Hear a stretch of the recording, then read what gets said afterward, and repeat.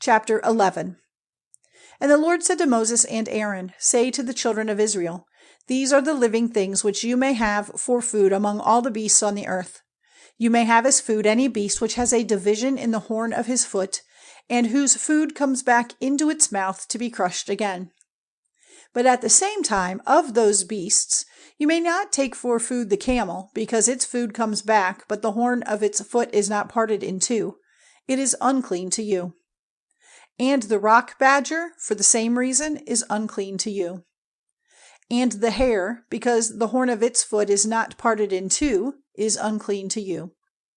And the pig is unclean to you, because though the horn of its foot is parted, its food does not come back. Their flesh may not be used for food, and their dead bodies may not even be touched. They are unclean to you. These you may have for food of all things living in the water. Anything living in the water, in the seas or rivers, which has special parts for swimming and skin formed of thin plates, may be used for food. All other things living and moving in the water, in the sea or in the rivers, are a disgusting thing to you. They may not be used for food, and their dead bodies are disgusting to you. Anything in the water which has no special parts for swimming and no thin plates on its skin is disgusting to you. And among birds, these are to be disgusting to you and not to be used for food: the eagle and the gyre eagle and the osprey, and the kite and the falcon and birds of that sort, every raven and birds of that sort, and the ostrich and the night hawk and the sea hawk and birds of that sort, and the little owl and the cormorant and the great owl, and the waterhen and the pelican and the vulture, the stork and the heron and birds of that sort, and the hoopoe and the bat. Every winged four-footed thing which goes on earth is disgusting to you. But of the winged four-footed things, those which have long legs for jumping on the earth, you may have for food, such as all the different sorts of locust. But all other winged four-footed things which go on the earth are disgusting to you. By these you will be made unclean. Anyone touching their dead bodies will be unclean till evening. Whoever takes away the dead body of one of them is to have his clothing washed, and will be unclean till evening. Every beast, in the horn of whose foot there is not a complete division, and whose food does not come back, is unclean to you. Anyone touching one of these will be unclean. Any four-footed beast which goes on the ball of its foot is unclean to you. Anyone touching the dead body of one of these will be unclean till evening. Anyone who takes away the dead body of one of these is to have his clothing washed and be unclean till evening. And these are the unclean to you among things which go low down on the earth: the weasel and the mouse and the great lizard and animals of that sort, and the ferret and the land crocodile, and the lizard and the sand lizard and the chameleon.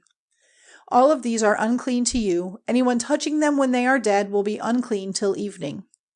The dead body of any of these, falling on anything, will make that thing unclean.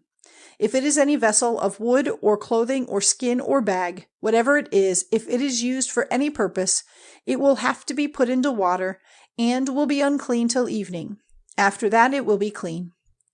And if one of them gets into any vessel of earth, whatever is in the vessel will be unclean, and the vessel will have to be broken. Any food in it, and anything on which water from it comes, will be unclean. Any drink taken from such a vessel will be unclean. Any part of the dead body of one of these, falling on anything, will make it unclean. If it is an oven or a cooking pot, it will have to be broken. They are unclean and will be unclean to you. But at the same time, a fountain or a place where water is stored for use will be clean, but anyone touching their dead bodies will be unclean. If any part of the dead body of one of these gets on to any seed for planting, it is clean. But if water is put on the seed and any part of the dead body gets onto it, it will be unclean to you. And if any beast which may be used for food comes to a natural death, anyone touching its dead body will be unclean till evening.